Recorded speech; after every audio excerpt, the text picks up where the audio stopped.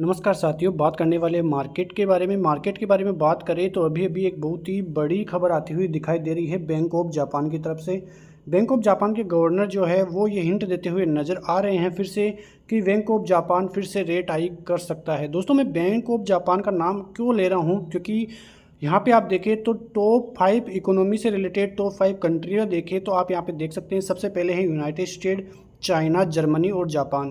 क्योंकि यहाँ पे बड़ी इकोनॉमीज़ की बात होती है तो उसमें चाइना भी आता है, जापान भी आता है, यूएसए भी आता है और जर्मनी भी आता है, इंग्लैंड भी आता है। तो यहाँ पे यदि कुछ भी हलचल होती है तो इसका जो इम्पैक्ट है वो ग्लोबली होता हुआ नज़र आता है। और अभी के टाइम पे आपने देखा होगा कि भारतीय बाज़ारों में ऐसी कोई न्यूज़ नहीं है, नेगेटिव न्यूज़ नहीं है, लेकिन जो ग्लोबली संकेत अभी बने हुए हैं उनकी वजह से ही भारतीय बाज़ारों में हलचल होती हुई दिखाई दे रही है। और यहाँ पे आप देखोगे तो बैंक ऑफ जापान ने जो गवर्नर है उन्होंने हिंट दिया है कि यहाँ पे और ज़्यादा रेट हाइक्स हो सकती है बैंक ऑफ जापान की तरफ से। और ये खबर आने के बाद जो बैंक ऑफ जापान की ये खबर आई उसके बाद S&P 500 जो फ्यूचर्स है और बिटकॉइन है वहाँ पे गिरावट का मूड माहौल देखने को मिल रहा है। और यही कारण है कि जो केजुओ युएडा है, यहाँ पे आप देख सकते हैं कि उन्होंने फिर से साफ कहा है कि जापानी जो इंटरेस्ट रेट है वो फिर से बढ़ती हुई दिखाई दे सकती है। और इससे बड़ा पेन जो है और बड़ा रिस्क जो है वो अब ग्लोबली बनता हुआ दिखाई दे सकता है। तो ये अभी की एक बहुत ही बड़ी खबर जो आपको देखने को मिलेगी। उसके अलावा यहाँ पे देखोगे आप तो बाज़ार में अब कभी भी पलट सकता है, ऐसी खबरें भी आती हुई दिखाई दे रही है। लेकिन मेन चीज़ आप यहाँ पे देखें तो इसका मतलब ये नहीं है कि बाज़ार में क्रेश ही आ जाएगा, बस थोड़ी बहुत बाज़ार को हल्का होने की ज़रूरत है। इसलिए बाज़ार अब जो ऊपर का जोन है, बाज़ार 25,300 से लेके 500 का जोन, वो एक आपके लिए एक ट्रेपिंग जोन हो सकता है। तो क्या कुछ बड़ी खबरें आगे अब निकल के आ रही है, लेकिन उससे पहले आप चैनल को सब्सक्राइब कीजिए और वीडियो को लाइक ज़रूर कीजिए, क्योंकि ऐसी ही खबरें आपको बाज़ार में होने वाले ट्रैप से बचाएगी। और क्या कुछ बाज़ारों में चलता हुआ नज़र आ रहा है, सभी चीज़ें हम आगे देखते हुए नज़र आएंगे। यहाँ पर लगातार 14वां दिन था जब बाज़ार की क्लोजिंग थी और यहाँ पर एक नया रिकॉर्ड हाई बनता हुआ नज़र आया है। पिछली बार 13 का था, अब 14 का होता हुआ दिखाई दे रहा है। लेकिन FIIs की तरफ से फिर से संकेत जो है बदलकर उन्होंने रख दिए हैं। लगातार FIIs ने 1029 करोड़ की फिर से आज बाइंग जो है आपको देखने को मिल जाएगी। वहीं DIIs भी पीछे नहीं हटे और 1896 करोड़ की बाइंग उनके द्वारा भी देखने को मिली है। मंथली डेटा आप यहाँ पे देखोगे तो लगातार 2 दिनों में करीब 2700 करोड़ की बाइंग FIIs की तरफ से और 2252 करोड़ की बाइंग जो है DIIs की तरफ से आपको देखने को मिल रही है। और इन्हीं संकेतों की वजह से भारतीय बाज़ारों में आज भी जिस हिसाब से टिके हुए थे नीचे के लेवलों पे, वो एक ज़बरदस्त जोन बनाने में है, ज़बरदस्त कंसोलिडेशन के मूड में जाने में हैं। उसके बाद एक तेज़ी जो है वहाँ से बनाने की कोशिश FIIs लगने में बैठे हैं। आपने देखा होगा कि अगस्त के महीने में जिस प्रकार की सेलिंग कर रही थी, वो चाह रहे थे कि बाज़ारों में एक डिप आ जाए तो वहाँ पे हमारी बाइंग हो, लेकिन ऐसा तो नहीं हुआ। उनको वहीं से बाइंग चालू करनी पड़ी और मिड अगस्त के बाद से लगातार बाइंग वहाँ पे देखने को मिल रही है। FIIs की तरफ से अब फ्यूचर्स के संकेत देखें तो कल जिस हिसाब से 10,000 करोड़ की सेलिंग देखने को मिल रही थी, वहीं आज इंडेक्स फ्यूचर में फिर से 5,217 करोड़ की बाइंग उनके द्वारा है। फिर से वो स्ट्रॉन्ग बुलिश में आते हुए दिखाई दिए हैं। 2.38 लाख कॉन्ट्रैक्ट्स जो है बनते हुए नजर आए थे, लेकिन अब फिर से 5,000 ऐड होते हुए फिर से आपको देखने को मिलेंगे। निफ्टी में थोड़ा बहुत माइल्ड बियरिश यहाँ पे देखने को मिल रही है। अब देख लेना आप, बैंक निफ्टी की बात करें तो वहाँ पे मीडियम बुलिशनेस अब आती हुई दिखाई दे रही है। कल ये जो डेटा था वो थोड़ा चेंजिंग था, यहाँ पे बुलिशनेस थी, यहाँ पे बियरिशनेस थी, लेकिन लास्ट के आधे घंटे की तेज़ी बैंक निफ्टी में जिस प्रकार से हुई है, पूरा माजरा ही FIIs के द्वारा यहाँ पे आपको अलग ही देखने को मिलेगा। मिड कैप में माइंड बुलिश, फिर निफ्टी में माइल्ड बुलिश वो नज़र आ रहे हैं। लेकिन आपको ऑप्शन डेटा देखोगे तो यहाँ पे कॉल में और पुट में भी आप देख सकते हैं। तो इस प्रकार से देखें तो FIIs टोटली देखें तो वो एक स्ट्रॉन्ग नज़र आ रहे हैं, तो स्ट्रॉन्ग बुलिशनेस में वो नज़र आ रहे हैं। वही क्लाइंट की तरफ से एक अलग ही डेटा आपको आज देखने को मिलेगा। इंडेक्स फ्यूचर में उनके द्वारा सेलिंग देखने को मिली है। मीडियम बेयरिश आपको यहाँ पे देखने को मिल जाएंगे इंडेक्स फ्यूचर में क्लाइंट्स यानी कि रिटेलर्स, उसके अलावा इंडेक्स ऑप्शन की बात करें तो कॉल और पुट ऑप्शन भी देख सकते हैं। तो वहाँ पे उनके द्वारा स्ट्रॉन्ग बेयरिश उनको लग रहा है कि मार्केट अभी एक जोन में नहीं है जहाँ से कि हम बाइंग कर सके, क्योंकि ये वो जोन है जहाँ पे रिटेलर ट्रैप हो सकता है। इसीलिए उनको लग रहा है कि मार्केट यदि थोड़ा हल्का होता है उसके बाद यदि बाइंग आई डिप में तो एक बहुत बड़ी अपॉर्चुनिटी, बहुत अच्छी अपॉर्चुनिटी मिलती हुई दिखाई दे सकती है। ठीक है, तो ये खबरें थी FII और DIS की तरफ से। उसके अलावा अब देखिए इंपॉर्टेंट खबरें कि कहाँ रहेगी कल नज़र और आगे नज़र। तो यहाँ पे आप देखोगे तो आज रात को 11 बजे जो ISM यानी कि US के PMI आंकड़े आने हैं वो एक इम्पोर्टेंट रहेंगे। उसके अलावा जो 4 सितंबर है कल है, वहाँ पे जो जॉब ओपनिंग है JOLTS की वो देखने को मिलेगी। US के जो सर्विस PMI हैं वो 5 सितंबर को आते हुए दिखाई देंगे और 5 सितंबर को ही जॉब क्लेम के आंकड़े आते हुए दिखाई देंगे। जो नॉन फॉर्म पेरोल है उसके आंकड़े 6 सितंबर को, और एक बहुत बड़ा डाटा बेरोज़गारी का आंकड़ा 6 सितंबर को आता हुआ दिखाई देगा। बेरोज़गारी का आंकड़ा इसलिए मैं इम्पोर्टेंट मान रहा हूँ क्योंकि अगस्त के महीने में आपने देखा होगा कि जिस प्रकार की अमेरिकी बाज़ारों में ज़बरदस्त गिरावट देखने को मिली थी उसके पीछे का रीज़न केवल बेरोज़गारी के आंकड़े ही थे, और वो आने के बाद अमेरिकी बाज़ारों में तगड़ी हलचल मची थी। एक नेगेटिव जोन में अमेरिकी बाज़ार जाते हुए दिखाई दिए थे। 6 सितंबर को वो आंकड़े आने हैं तो उस पर भी आपकी नज़रें रहनी चाहिए। अब बुधवार के लिए 3 बहुत बड़े संकेत क्या हैं और एक बड़ा ट्रेप जोन क्या हो सकता है, इस पर आप नज़रें डालें। तो यहाँ पे आप देख सकते हैं बुधवार को निफ्टी के लिए क्या संकेत है।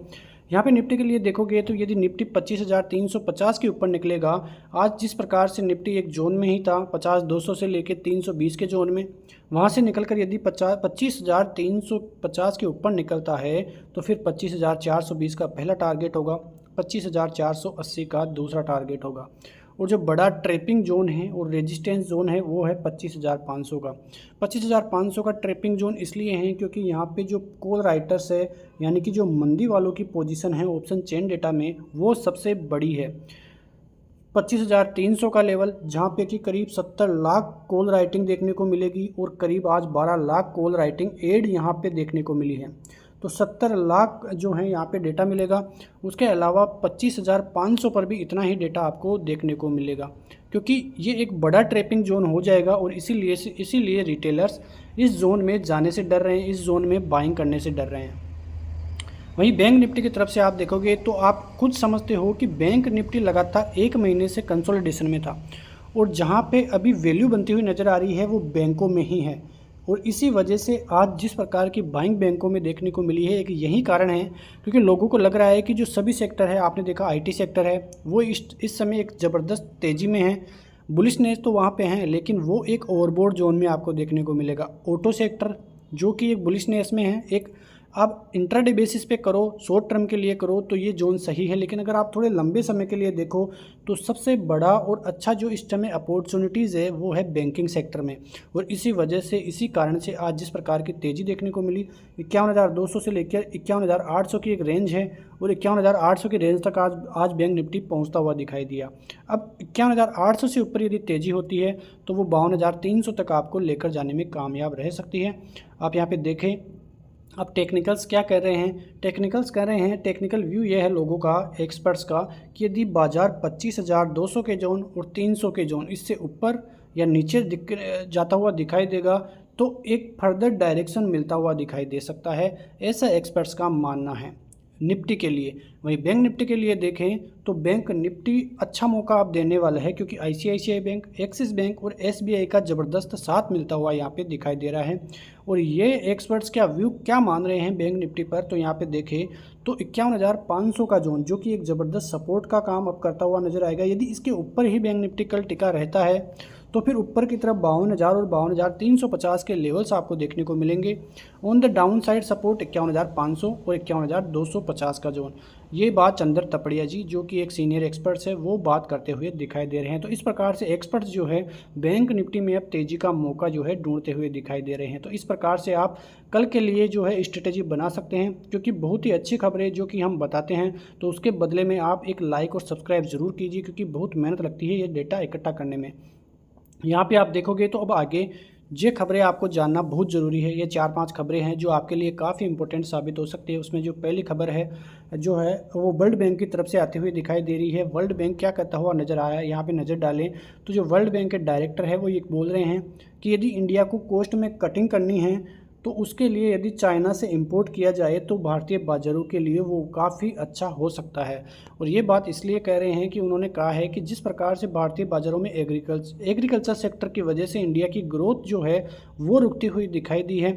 ही इज़ बेटेड जो है lowering tariff and non tariff berries, यानी कि जो ये बेरीज जो ये कुछ भी आड़े आ रहे हैं भारतीय बाज़ारों की कॉस्ट कटिंग के लिए, यदि चाइना से इंपोर्ट करना पड़े तो भारतीय बाज़ारों के लिए ये पॉजिटिव खबर रह सकती है। वर्ल्ड बैंक के डायरेक्टर यही बात कहते हुए नज़र आ रहे हैं। यहाँ पे जो दूसरी बड़ी खबर है वो आ रही है रामदेव अग्रवाल जी की तरफ से। आपने नाम तो सुना ही होगा, करीब 30 साल का एक्सपीरियंस इनको है, मोतीलाल ओसवाल की तरफ से ये हैं। उन्होंने ये कहा है कि based on current earnings the multiples are high. उनका ये मानना है कि इस समय की जो अर्निंग्स को देखें तो जो स्टॉक्स है वहाँ के मल्टीपल्स है काफ़ी हाई यहाँ पे उनको देखने को मिल रही है। उन्होंने फर्दर पॉइंट आउट ये भी किया है कि अभी बाज़ारों में अनसर्टेनिटी है और फ्यूचर में भी ये रहेगी। इसके संबंध में यदि मार्केट की टाइमिंग देखें कि कब जाके अब तेज़ी होगी तो उसमें 6 मंथ्स भी लग सकता है या 1 साल भी लग सकता है। तो भारतीय बाज़ारों का देखें तो अलग से एक रिवॉल्यूशन आता हुआ आप दिखाई देगा, उनकी तरफ से ये भी मानना है। लेकिन चाइना की तरफ से फिर से एक बड़ी न्यूज़ आती हुई दिखाई दे रही है। चाइना ने जापान को वार्न किया है, जो है उन्होंने ये कहा है कि जो चिप है उनकी नई चिप है उनके लेकर जो भी वो नॉर्म्स लगाते हुए नज़र आ रहे हैं जापान, तो उसके लिए उन्होंने उनको चेतावनी दी है कि कुछ हम अलग करते हुए दिखाई देंगे। यहाँ पे देखें तो one fear in Tokyo is the जो Beijing could react to new semiconductor controls by cutting Japan access to critical minerals there the essentials for automotive production. यहाँ की कि ये बोलना है कि जापान की तरफ से जो भी कुछ बैरियर्स लगाए जा रहे हैं, जो न्यू सेमीकंडक्टर कंट्रोल में जो भी बैरियर्स लगाए जा रहे हैं, तो यदि ऐसा कुछ जापान करता है तो उसके लिए अलग से आपको कुछ न कुछ देखने को मिल जाएगा, ऐसा जो है चाइना वार्न करता हुआ दिखाई दे रहा है। वहीं एक और बड़ी खबर की बात करें तो वर्ल्ड बैंक की तरफ से IMF ने जिस प्रकार से भारतीय बाज़ारों का जो GDP अनुमान है उसको बढ़ाया था, उसी तरफ से वर्ल्ड बैंक की तरफ से भी एक पॉजिटिव खबर भारतीय बाज़ारों की आई है। उन्होंने 2025 के लिए GDP ग्रोथ रेट को 7% कर दिया है। जो ग्रोथ रेट पहले उनकी तरफ से अनुमान 6.7 का था, वो अब बढ़ता हुआ 7 की तरफ जाता हुआ दिखाई दिया है। तो ये एक बहुत ही बड़ी खबर जो कि भारतीय बाज़ारों के लिए काफ़ी पॉजिटिव साबित हो सकती है। तो इस प्रकार से देखें तो ये बड़ी खबरें आपको देखने को मिल जाएगी जो काफ़ी अहम हो सकती है आपके लिए कल के बाज़ार के लिए। तो बने रहिए ऐसी खबरों के साथ, तब तक के लिए नमस्कार, जय हिंद, जय भारत, वंदे मातरम।